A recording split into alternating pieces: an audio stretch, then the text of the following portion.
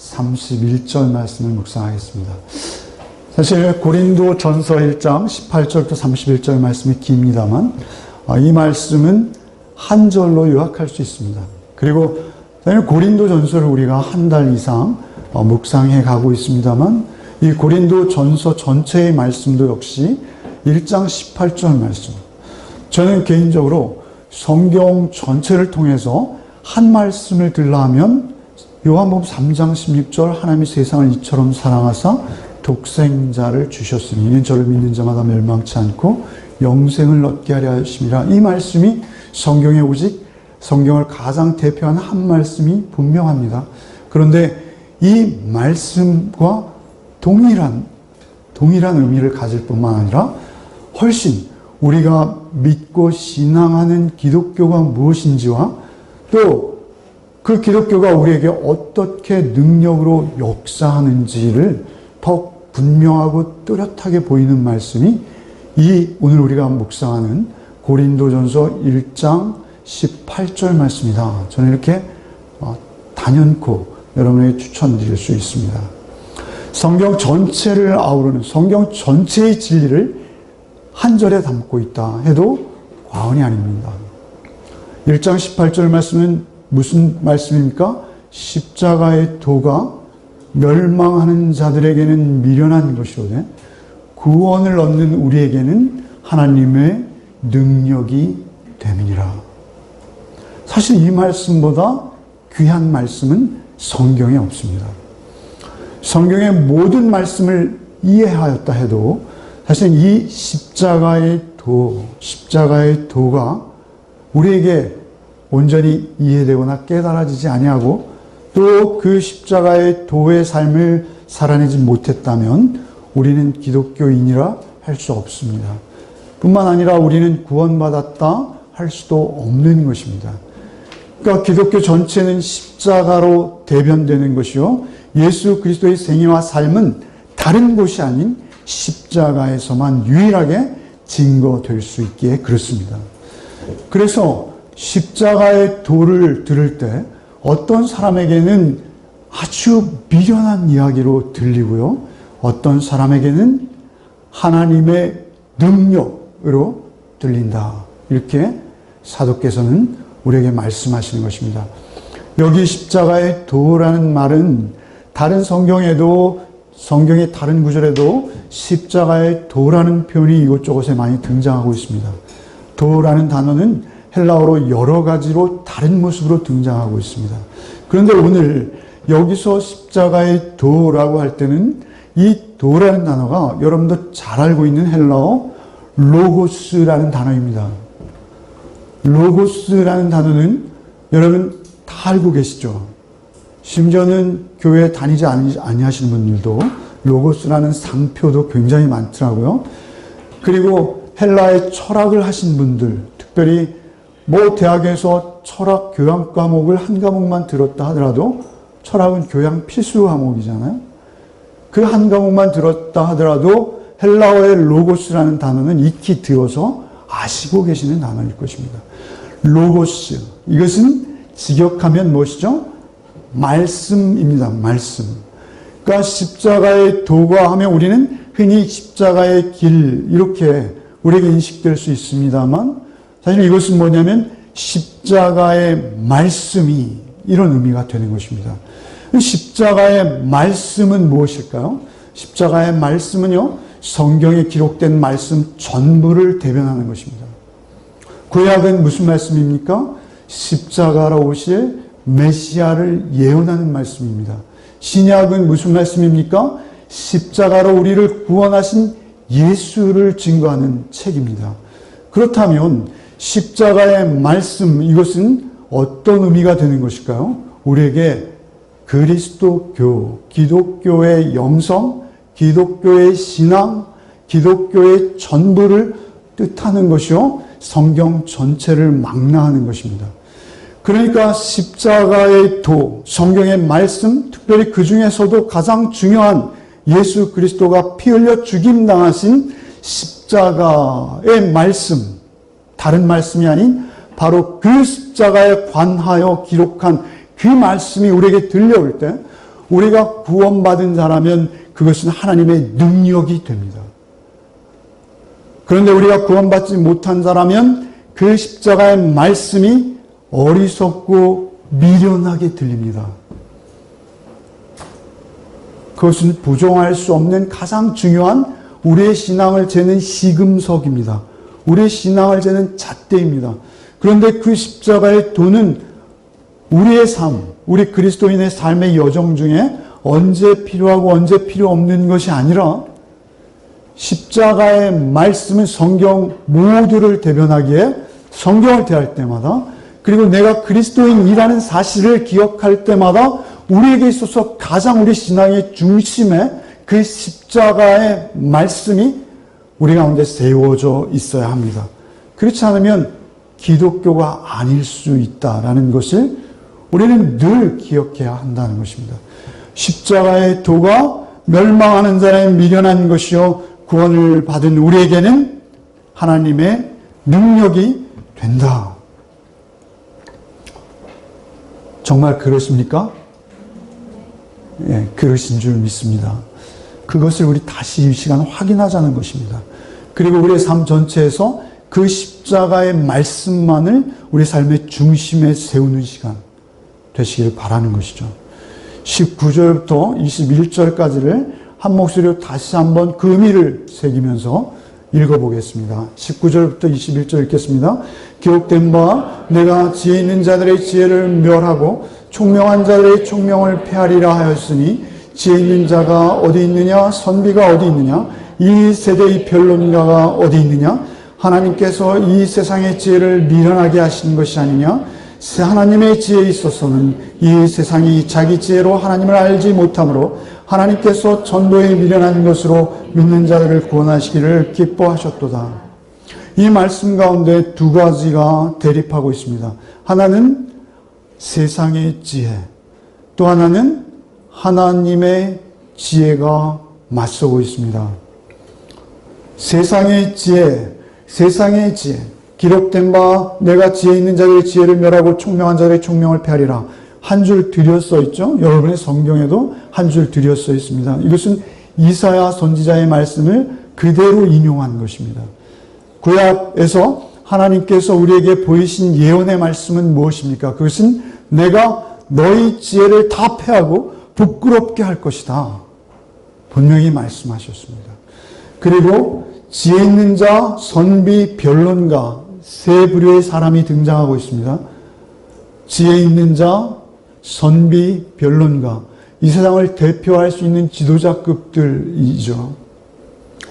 특별히 선비는 학자를 말하는 것이요 변론가는 오늘도 우리에게 존경과 사실 우리에게 큰 의지가 될 수도 있는 변호사 이런 분들이겠죠. 그런 분들 다 어디 있느냐라고 오히려 그런 분들이 너의 삶 속에 어떤 의미냐라고 반문하시면서 하나님께서 세상의 지혜를 미련하게 하신다. 하나님의 지혜에 있어서는 세상이 자기 지혜로 하나님을 알지 못함으로 하나님께서 세상의 지혜를 폐하시고 전도에 미련한 것으로 전도는 무엇입니까? 전도는요, 사람을 교회에 오게 하는 것이 아니라 십자가가 우리를 구원하신 예수 그리스도의 능력이십니다를 증거하는 것입니다.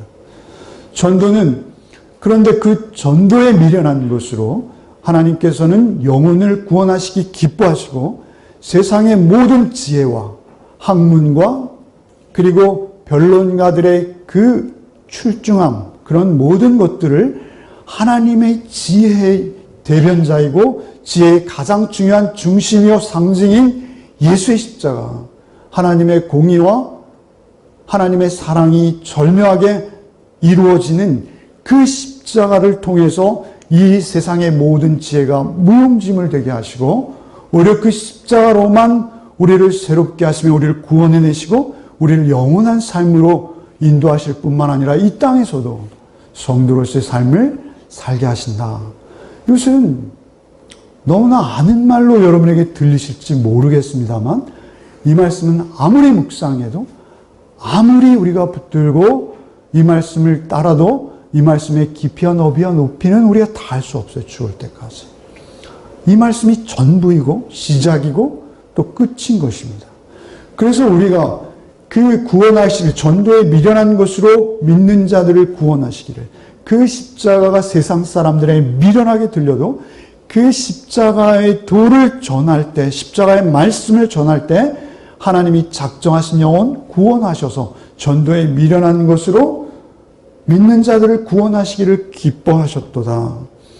22절부터 25절도 한번 읽겠습니다. 유대인은 표적을 구하고 헬라인은 지혜를 찾으나 우리는 십자가에 못 박힌 그리스도를 전하니 유대인에게 꺼리는 것이요 미련한 것이로되 오직 부르심을 받은 자들에게는 유대인이나 헬라인이나 그리스도는 하나님의 능력이요 하나님의 지혜니라. 하나님의 어리석음이 사람보다 지혜롭고 하나님의 약하심이 사람보다 강하니라. 유대인은 표적을 구해요. 헬라인은 지혜를 구해요.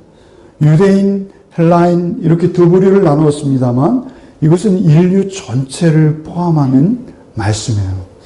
유대인은 종교인을 말할 것이죠. 종교인은 조물주, 곧 신, 절대자가 있다는 것을 믿어요. 그런데 그 절대자는 어떤 분이어야 하냐면 그들을 만족시킬 수 있는 절대자는 표적을 가진 자여야 돼요. 유대인은 표적을 구하고 유대인들은 표적을 구했어요. 그래서 유대인들이 구하고 있는 표적은 무엇입니까? 유대인들이 과거에 보았던 표적은 뭐예요? 홍해가 갈라지고 애굽 군대가 그 홍해에 빠져 죽고 자신들은 만나를 먹고 그리고 구원받아서 애굽으로부터 해방되어진 것과 같은 표적.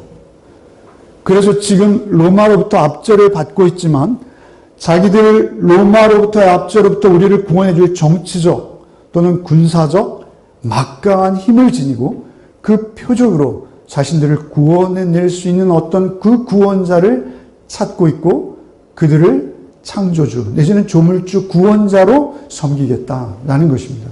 유대인은 오직 그것만을 구하고 있어요. 헬라인은 누구를 구합니까? 지혜를 구하고 있습니다. 지혜는 무엇이죠? 그는 헬라인들을 떠올리면 무엇이 먼저 생각납니까? 헬라 철학이 생각납니다. 철학이 구하는 것이 지혜입니다. 필라소피라고 하죠. 그것은 헬라어로 필레아, 사랑이라는 것과 소피, 위스덤, 지혜라는 단어가 합해져서 철학을 이루었습니다. 그 철학은 오늘날도 우리를 심리학, 그 철학의 분파에서 많은 것들이 나왔습니다. 그 지혜는 오늘도 우리가 배울 만한 지혜가 바로 그 헬라 철학이 가지고 있다는 것이죠. 헬라 사람들은 우리의 이성과 우리의 지혜, 지식으로 자기에게 인간이 누구인지 그리고 창조주가 누구인지 그리고 우리는 어떻게 구원 얻을 수 있는지 자기가 납득할 수 있는 방법으로 그들을 설득해 주기를 원하고 있는 것입니다. 유대인이 바라는 그 표적의 주인공이 예수, 갈릴리의 촌동네 목수의 아들로 태어나 30대 초반에 십자가에 힘없이 죽어버린 예수가 표적의 주인공이 될 수 없었어요. 유대인들에게. 헬라인들은 지혜를 숭상하는데 자기의 대적, 그것도 나약한 자기의 속국인 그 팔레스타인의 작은 나라 이스라엘에서도 자기의 원수들조차 피할 수 있는 지혜가 없어서 그들에게 잡혀서 십자가에 죽어버린 그런 목수, 가난한 목수 청년을 자신들의 구원자, 지혜의 아버지로 섬길 수 없어요. 헬라인들에게 있어서 예수가 구원자라는 것은 턱도 없는 얘기인 것입니다. 헬라인들에게도 그렇죠. 유대인들에게도 그렇죠. 예수 십자가는 그들에게 아무 능력도 될 수 없을 뿐만 아니라 오히려 웃음과 조롱거리일 수밖에 없는 것입니다. 그런 상황에서 부르심을 받은 자, 24절에 부르심을 받은 자들에게는 유대인이나 헬라인이나 그리스도는 하나님의 능력이요 하나님의 지혜다. 이렇게 말. 그리스도는 십자가에 못 박힌 예수는 하나님의 능력이요 하나님의 지혜다. 이것은 우리의 이성이나 우리의 지혜로, 때로는 그 표적이 믿어짐으로 내지는 그 표적을 경험함으로 얻을 수 있는 게 아니에요. 아무리 병이 낫고 놀라운 기적과 표적을 우리가 경험했다 하더라도 예수 구원과 상관없을 수 있어요. 우리에게 있어서 제일 중요한 것은 그 십자가의 말씀이 우리에게 믿어지는 거예요. 그가 누구예요? 부르심을 받은 자예요. 우리는 에베소 2장 수요일날 묵상하고 있습니다만 우리는 죽었던 자들이에요. 십자가의 말씀, 십자가의 도가 우리 죽었던 우리에게 하나님의 거저 주시는 은혜로 찾아오셔서 그 십자가의 능력이 우리에게 믿어줘야 되는 거예요. 그때 우리는 살았다 이렇게 말할 수 있는 거예요. 사실 이 십자가의 능력을 어떻게 사도께서는 이렇게 강력하게 말씀하고 계실까요? 그도 굉장히 이지적이고 이성적이고 지혜가 뛰어난 사람이었습니다. 그리고 유대인 중에 아주 골수 유대인이었습니다. 지혜도 뛰어나죠? 유대인 중에 골수 유대인이죠. 그런데 어떻게 그가 이토록 놀라운 십자가의 구원의 비밀을 선포하고 있을까요? 그것은 그가 예수를 만났기 때문입니다. 예수께서 그가 원했던 것도 아니고 바랬던 것도 아닌데 어느 날 갑자기 찾아오셨어요. 다메섹에서. 사도행전 9장 여러분 잘 아시는 대로. 뿐만 아니라 그 찾아오신 예수가 그에게 능력이 되는 것을 그는 그 삶 속에서 날마다 경험하고 있었어요. 그의 삶은 전도자의 삶이었어요. 먼저 가장 우리가 쉽게 생각할 수 있는 것이 고린도 교회 성도들이에요. 고린도 교회 성도들, 고린도에 사는 그들은 어땠습니까? 음란했습니다. 첫째. 우리 지난 시간에 살펴보았죠? 그들은 돈만을 알았습니다. 그들은 세상의 명예와 수사학과 철학, 그런 것들만을 숭상했습니다. 그리고 자기의 의와 자기의 자랑에 꽉 붙들려서 극단적인 이기적인 삶을 살 수밖에 없었던 그들이었습니다. 그런데 그들에게 바울이 전한 것은 무엇입니까? 세상의 지혜나 철학이 아니라 십자가에 죽으신 예수, 그리고 다시 사신 예수, 그 예수만을 전했습니다. 그런데 놀라운 일이 일어난 것입니다. 그들이 그 음란과 그 정욕과 그 돈과 세상의 가치와 자기가 숭상했던 그 학문과 그 모든 명예를 다 놓고 고린도 교회를 형성한 거예요. 그것은 기적이었고 하나님의 능력이 아니고서는 이룰 수 없다는 것을 바울 사도가 가장 전방에서 경험하고 있었어요.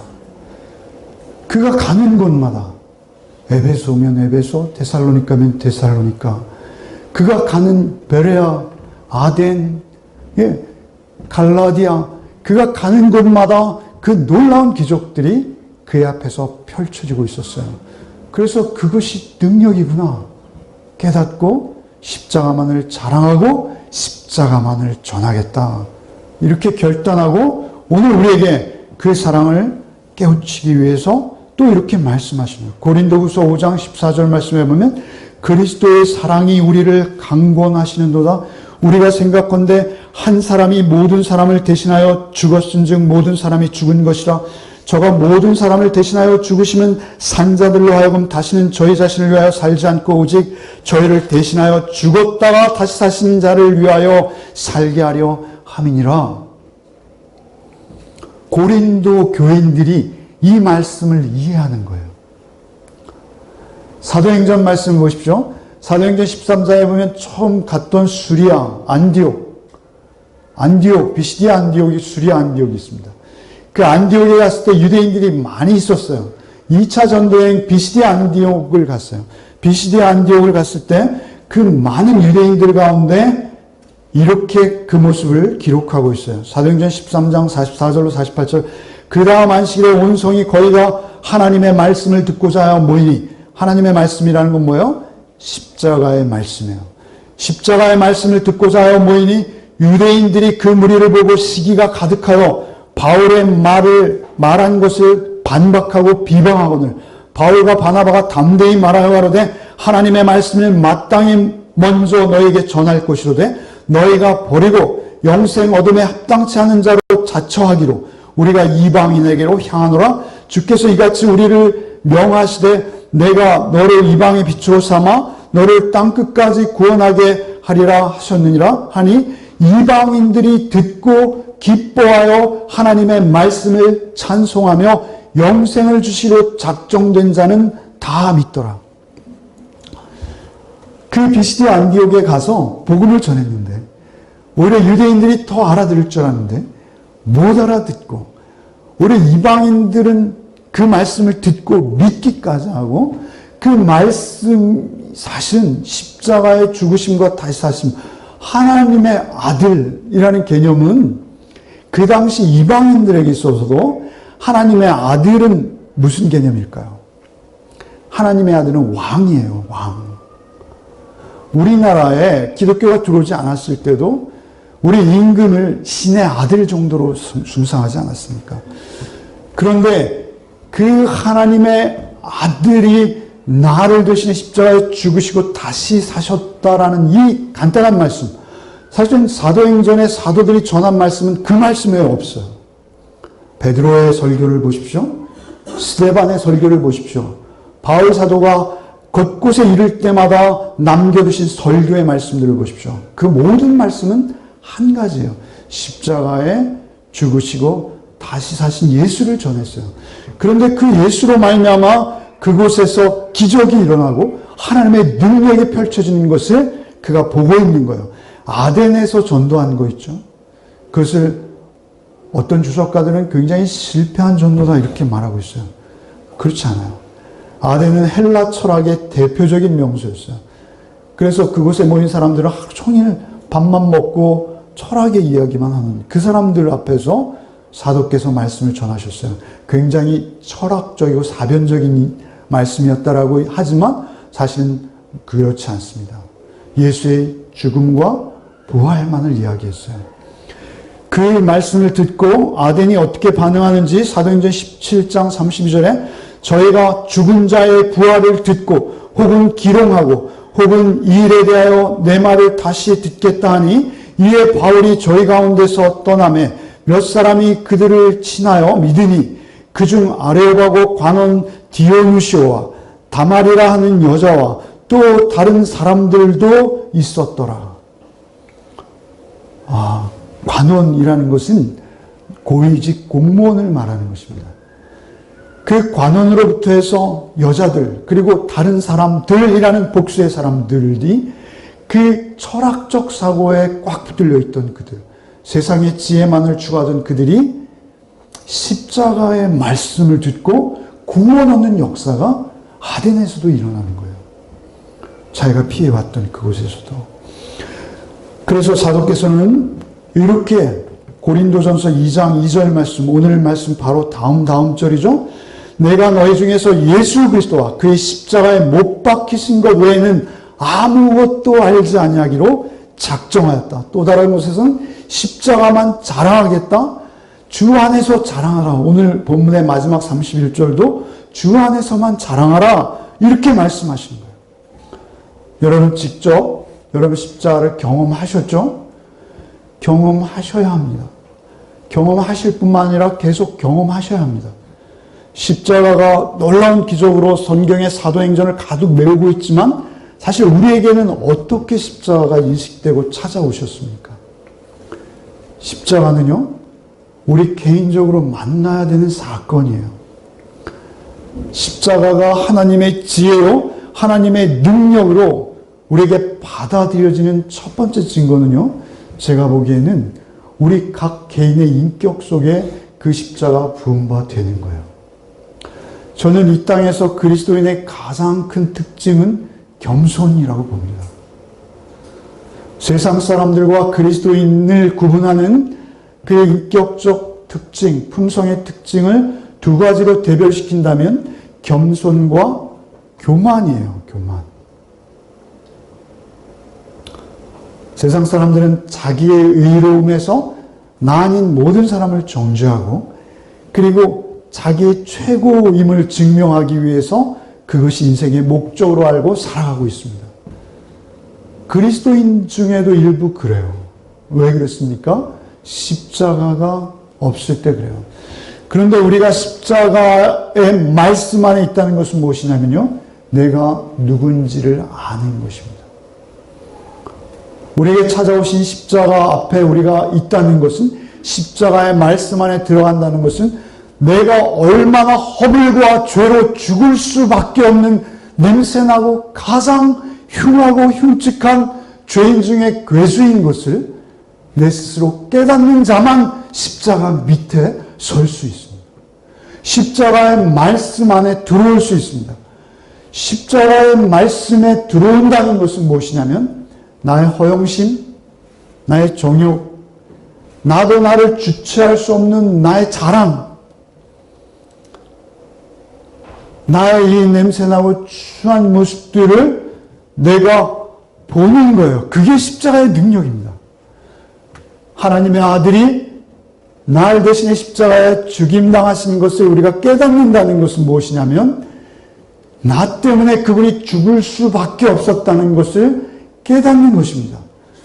그것은 나를 보지 않으면 안 되는 것입니다. 나의 완고함, 이 이기적인 심성들, 참으로 뿌리치지 못하는 너무나 깊이 자연스럽게 자리 잡고 있는 나의 죄성들, 끊임없이 불쑥불쑥 솟아나는 나의 욕심과 나의 마음과 생각을 파고드는 그 세상의 화려한 유혹들, 그 속에서 나의 나약함을 경험하지 못했다면 우리는 십자가를 만날 수 없습니다. 그리고 십자가를 만난 자라 할 수 없습니다. 바울 사도는 그것을 본 거예요. 자기가 유대인으로서 하나님을 위한다고 그렇게 충성하고 열심히 살아왔지만 그 모든 자기가 쌓은 것들이 배설물과 같을 뿐만 아니라 자기 의에 한껏 사로잡혀서 나를 내세우고 나의 특별함과 나의 하나님 앞에 충성됨을 위해서 사실은 다른 사람을 죽이고 다른 사람을 가두고 다른 사람에게 가장 끔찍하고 하서는 안 될 일들을 하면서 그것을 하나님의 일이라 말하고 있는 자신을 본 거예요. 그것을 십자가 아래서만 볼 수 있다는 것입니다. 진정한 우리의 마음과 영혼의 겸손은 십자가 없이는 이룰 수 없습니다. 그래서 십자가만 우리에게 능력이다 말씀하시는 것입니다. 뿐만 아니라 나를 알게 하는 것이 십자가의 능력이요 또한 너를 알게 하는 것이 십자가의 능력입니다. 나를 아는 자만 또 너를 알 수 있습니다. 우리에게 얼마나 화나게 하는 사람이 많은지 몰라요. 저는 지난 주간에도 화나게 하는 사람 여러 만났습니다. 그런데 화나게 하는 사람이 멀리 있는 분들이 아니더라고요. 우리는요, 나 아닌 남을 정죄합니다. 누구나 쉽게 그래요. 우리는 나 아닌 남을 사랑할 수 없습니다. 뿐만 아니라 우리는 나 아닌 남에게 늘 피해의식에 사로잡혀서 내가 너 때문에 화병 나서 못 살겠어. 이 우리 습관적으로 우리 가까운 이웃들에게 하는 말 아닙니까? 그런가 하면 우리는 정말 심각한 사태로 정말 직장이나 우리의 사회적 삶 속에서 그러한 대적들을 만나게 될 때 정말 나를 던져버리고 싶을 만큼 미워 보이는 사람들을 심심치 않게 우리는 만나게 됩니다. 이해할 수 없는 사람들. 그런데 사실 주께서는 그 왼수 같은 자들조차 사랑하라 하십니다. 우리는 이룰 수 없는데 오직 십자가 안에 있으면요 신비한 일이 있습니다. 십자가 안에 있으면요 그들도 하나님께서 양팔을 벌리시고 그들도 구원하시기 원하시며 그들도 더 큰 사랑으로 품어내시기 원하시는 하나님을 볼 수 있게 됩니다. 십자가 앞에 또 십자가 안에 들어가면요 이 세상에 품지 못할 사람이 없고요 용서하지 못할 사람이 없습니다. 오히려 그 죄악과 허영과 탐욕 속에서 벌거벗은 채로 울고 떨며 외로워하고 고독해하고 사망의 길을 걷고 있는 외로운 심령, 오히려 홀로 된 영혼을 우리는 볼 수 있게 됩니다. 그것은 십자가만이 우리에게 가능케 하는 은혜입니다. 그 십자가는 나를 보게 하고요, 또 남을 보게 합니다. 너를 보게 합니다. 십자가는 하나님의 지혜요, 하나님의 무한한 능력의 결정체로 우리 마음에 항상 서 있어야 하는 것입니다. 그럴 때만 우리는 하나님의 능력을 경험하게 되는 거예요. 그래서 바울 사도는 내가 죄인 중에 괴수라는 고백과 함께 그의 삶 속에 늘 나의 나된 것은 하나님의 은혜입니다. 하나님께서 나를 나되게 하셨습니다. 라고 고백하며 살아가는 것입니다. 오늘날 우리 한국교회가 위기를 말하고 있습니다. 왜 이렇게 됐습니까? 세상 사람들도 이성이 있고 지혜가 있습니다. 기독교인들을 욕하고 핍박하는 모습이 과거와 같지 않습니다. 과거에는 그냥 예수쟁이로 우리를 바라보았는데요. 지금은 그게 아니라 사회 전체가 우리를 향해 등을 돌리는 것 같이 느껴집니다. 그래서 우리에게 이렇게 무수하게 밤마다 반짝이는 빨간 네온 십자가가 많고, 우리에게 이토록 화려하고 영광스러워 보이는 목사님들이 많고, 그리고 우리가 천만 성도라고 입만 열면 자랑을 하고 있음에도 불구하고 우리가 이렇게 되는 이유는 무엇일까요? 고린도 성도들, 고린도 교회는 십자가로 거듭났다 했지만 그들은 분열하고 있었습니다. 오늘 1장 18절 바로 말씀 앞에 14절, 12절 이하 말씀 뭐죠? 그리스도파, 게바파, 아볼로파, 바울파. 저는 이것이 그냥 쪽파, 양파, 대파 뭐 이렇게 파벌을 나누어서 서로 잘났다고 경쟁하는 정도로 알았어요. 그런데 그것이 아니더라고요. 그것이 아니고 그들에게 십자가의 말씀이 없었던 거예요. 그들이 아무리 거듭났다 하더라도, 그들이 심지어는 가장 아름다운 교회를 이루었다 하더라도 그들 안에 십자가가 없으면 그들은 부끄러운 자들인 거예요. 십자가만이 우리에게 능력이요, 십자가의 말씀만이, 그 로고스의 말씀만이 우리의 모든 삶의 영역에서 가장 큰 지혜요, 능력이시라는 것을 한시도 잊지 마시기 바랍니다. 그것을 잊는 순간 우리는 세상 사람과 구별할 수 없는, 아니 세상 사람보다 더 악독해서 세상의 영광도 지고 구원도 받겠다는 그런 야욕에 찬 흉물스러운 모습으로 추락할 수 있습니다. 오직 십자가의 영광, 십자가의 오욕이 나의 삶 속에 나타나는 것을 오히려 영광으로 여기시는 여러분의 삶이 되시기를 축복합니다. 그렇지 않고서는 우리에게도 십자가는 미련해 보일 수 있다는 사실입니다. 십자가가 우리에게 극히 개인적으로 나의 삶 속으로 능력으로 날마다 경험되어지는 복이 우리에게 있어야 합니다. 그래서 그들을 진단하신 사도께서는 이렇게 말씀하십니다. 시간이 많이 가서 한 번에 다 읽겠습니다. 읽겠습니다. 형제들아, 너희를 부르심을 보라. 육체를 따라 지혜로운 자가 많지 아니하며 능한 자가 많지 아니하며 문벌 좋은 자가 많지 아니하도다. 그러나 하나님께서 세상에 미련한 것들을 택하사 지혜 있는 자들을 부끄럽게 하려 하시고 세상에 약한 것들을 택하사 강한 것들을 부끄럽게 하려 하시며 하나님께서 세상에 천한 것들과 멸시받는 것들과 없는 것들을 택하사 있는 것들을 폐하려 하시나니 이는 아무 육체도 하나님 앞에서 자랑하지 못하게 하려 하십니다. 너희는 하나님으로부터 나서 그리스도 예수 안에 있고 예수는 하나님으로부터 나와서 우리에게 지혜와 어려움과 거룩함과 구원함이 되셨으니 기록된 바 자랑하는 자는 주 안에서 자랑을 함과 같게 하려 함이라. 너희 고린도 교인들 지금 분쟁하고 있지, 그 지도자들을 향한 말씀이죠. 그런데 그것은 지도자에만 국한시킬 수 없습니다. 우리 기독교인들은 모두 지도자입니다. 그래서 우리 성도들 십자가가 우리 구원의 중심에 서 있는 우리 모두를 향한 말씀이에요. 너희들 좀 봐라. 너희들 문벌 좋은 자, 학벌 좋은 자, 가문 좋은 자, 그리고 세상에서 명예를 차지한 자, 그런 자들이 너희 모인 거니? 아니지 않잖니. 너희는 약한 자, 너희는 오히려 소외된 자, 너희는 오히려 가난한 자들이 아니니 하나님께서 너희를 불러서 그 강한 자들을 부끄럽게 하시려 하신다. 이 부끄럽다라는 이 표현은 하나님의 심판대 앞에 섰을 때 우리의 반응입니다. 이것은 우리의 구원과 관련되는 거예요. 우리가 이 땅에서 어떤 별스러운 영화와 영광을 누렸다 하더라도 우리가 하나님 앞에서 부끄러운 자로 발견되는 것이 우리에게 가장 큰 저주요. 하나님께서 우리를 자랑스럽게 여긴다면 그것보다 더 큰 축복은 없습니다. 하나님께서는 그 십자가의 은혜와 십자가의 말씀, 십자가의 도로 우리를 그 앞에 자랑스러운 자로 세우시기 원하시는데 너희는 왜 세상의 부끄러움을 쫓아 그들과 같이 세상의 방식과 힘을 쫓아서 세상에 매몰되어 가느냐? 너희 왜 다투니? 라고 우리에게 말씀하고 계신 것입니다.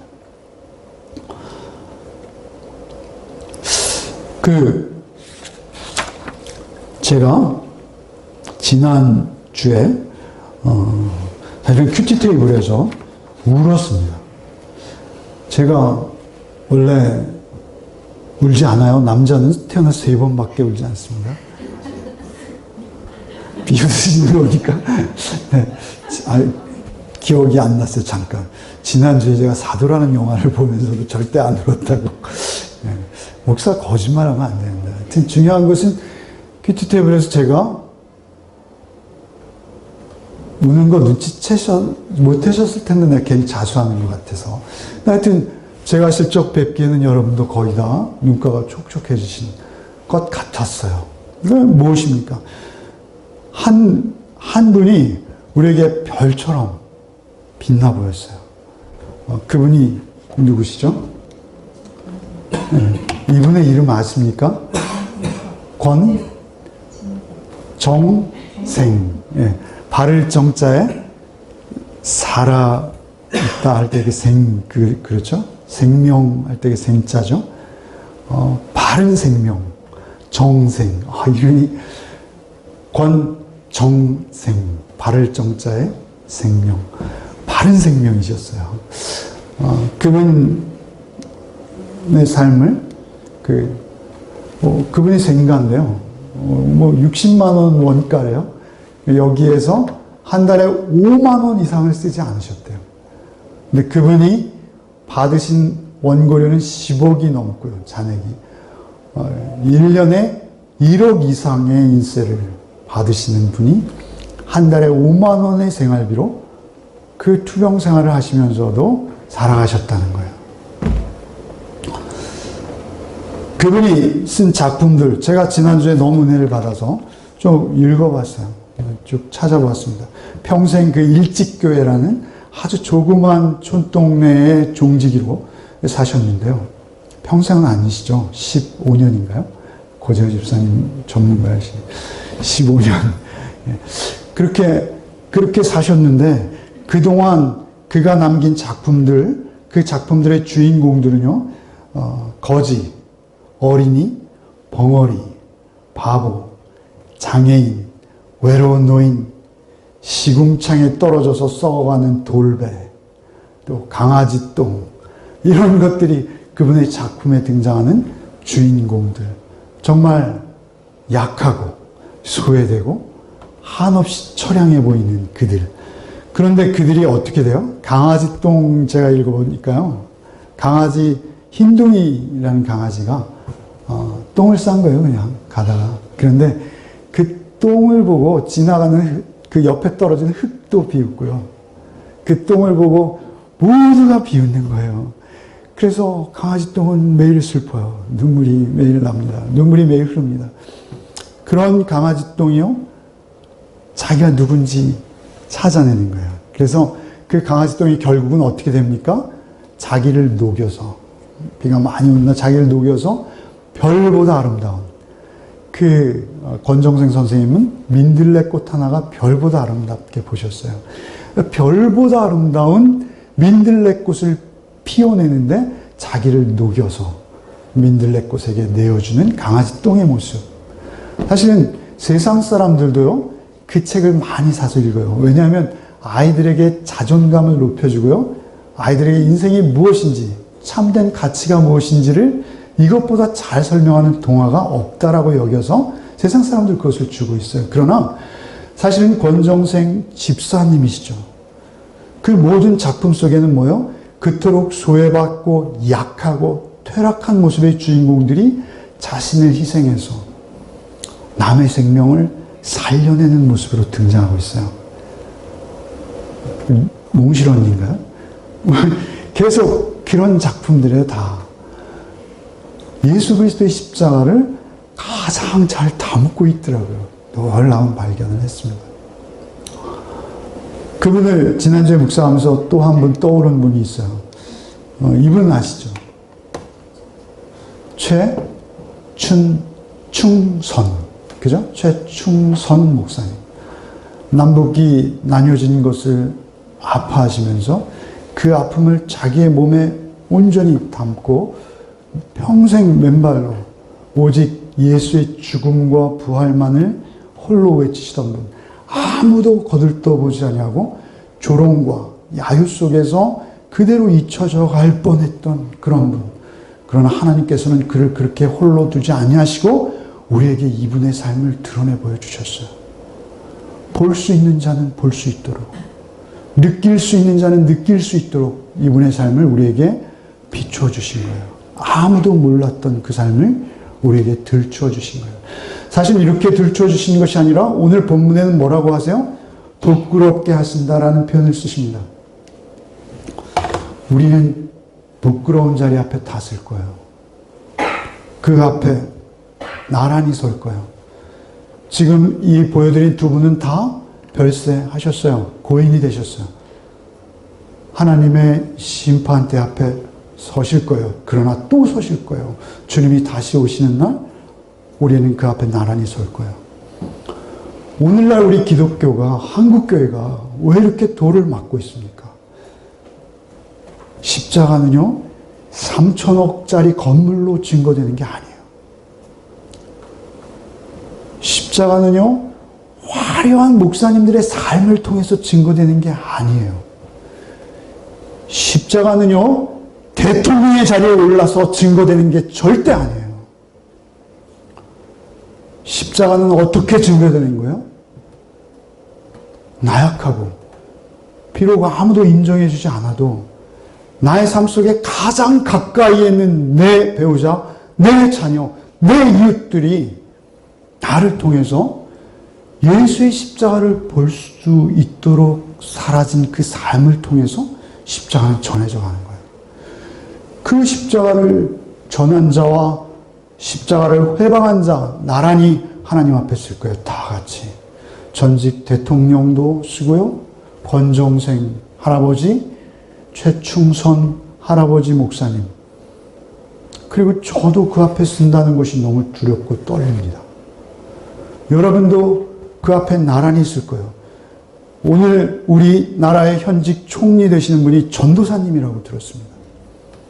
그분도 그 타이틀을 가지고 설 거예요. 신학을 하셨대요. 다 나란히 설 거예요. 그때 한 사람은 부끄러운 사람으로 하나님 앞에 드러날 것이요. 한 사람은 주님께서 자랑스럽게 여기시는 자로 우리는 그 앞에 발견되어질 거예요. 누가 어떻게 하나님 앞에 발견되어질지는 하나님만 아시는 거예요. 그 십자가가 여러분 안에서 어떤 의미를 갖느냐는 여러분에게 있어요. 여러분 안에 성령이 임하시고 그 성령의 도우심으로 여러분 안에 그 십자가 날마다 경험되시기를 바랍니다. 큰 교회를 세우고 사람을 많이 모았다 해도 십자가가 없어서 부끄러움을 당할 수 있어요. 그런가 하면 아무런 사람들의 눈에 띄지도 못하고 아무도 인정해 주지 않았지만 권정생 선생님이나 최충선 할아버지처럼 알려지지는 못했어도 여러분의 삶 속에서 여러분의 마음과 영혼의 중심에 십자가의 도, 십자가의 말씀이 하나님의 능력이 되시고 하나님의 기쁨이 되셔서 그 십자가의 능력을, 그 십자가의 도를, 말씀을 따라서 전 세계를 살아낸 여러분을 하나님 가장 자랑스럽고 소중하게 여기실 것은 분명한 성경의 약속입니다. 여러분의 삶 속에서 그 십자가의 도가, 십자가의 말씀만이 빛을 내셔서 정말 강아지 똥 같은 삶을 사시기 바랍니다. 그래서 하나님 앞에 자랑이 되시는 저와 여러분 되시기를 바랍니다. 찬송가 부르고 마치겠습니다. 439장 찬송가 부르겠습니다.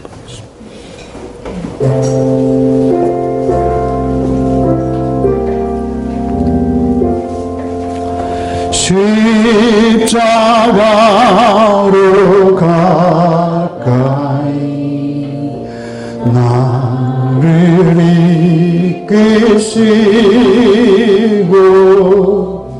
거기 흘린 보혈로 정케 하옵소서. 십자가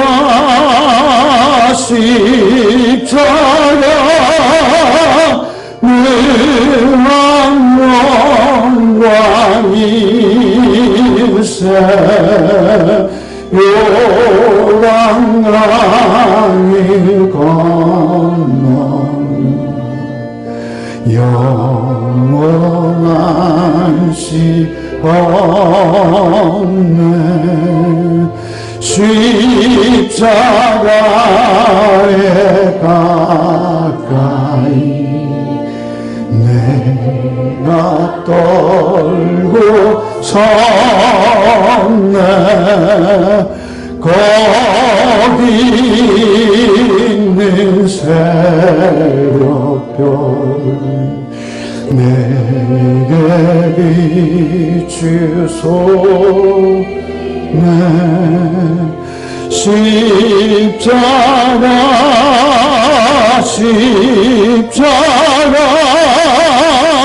무한 영광일세 요랑강을 건너는 영원한 시간에 십자가로 가까이 가게 하시옵고 몸소 받은 고생도 알게 하옵소서. 십자가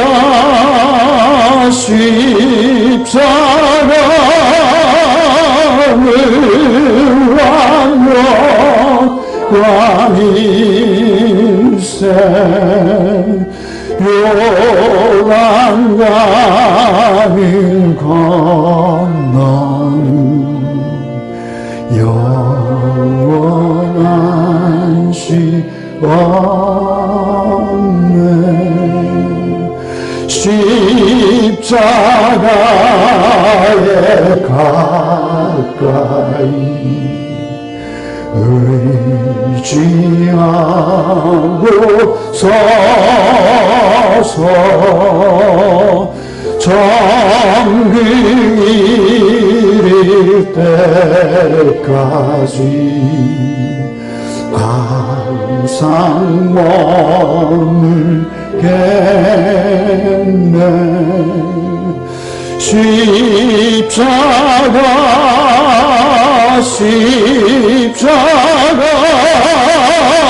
무한 영광일세 요랑강을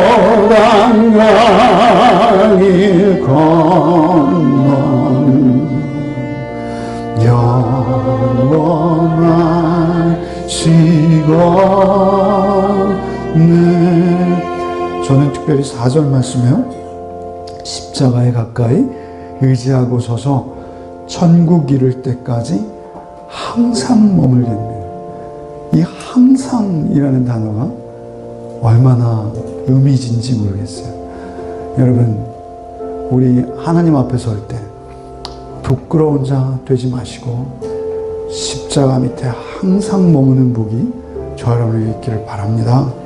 아무리 신학적으로 놀라운 책을 지어내고요, 아무리 신학적으로 놀라운 발견을 이루고요, 아무리 큰 교회를 출석하고요, 나는 그리스도파다, 개바파다, 나는 이 교회 성도였어, 나는 이 교회 장로였어가 우리를 구원하지 못합니다. 우리를 구원하는 것은 오직 내 마음과 영혼의 중심에 자리 잡으신 예수의 피 흘리신 십자가만 여러분이 부끄러움을 면할 수 있는 유일한 하나님의 능력이요 지혜인 것을 잊지 맙시다. 4절 말씀 4절만 한번 더 부르고 마치겠습니다. 항상 머물겠네. 십자가에 가까이 의지하고 서서 천국 이룰 때까지 항상 머물겠네. 십자가를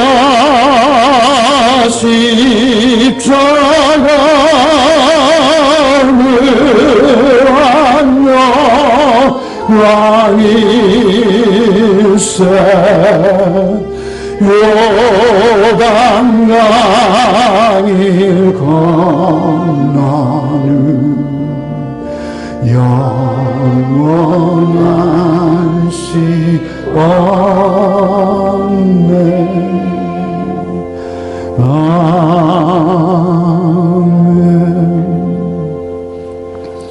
하나님, 저희 어리석고 부족해서 날마다 죄와 허물 가운데 악취를 풍기며 죽어갈 수밖에 없던 나를 십자가, 그 피 흘리신 십자가로 나를 구원하심을 날마다 잊지 않게 하여 주옵소서.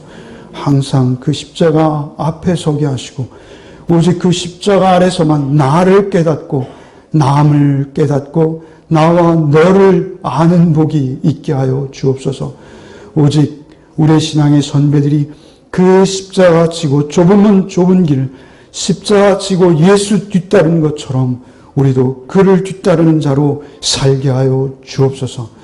예수 그리스도의 이름으로 기도합나이다. 아멘.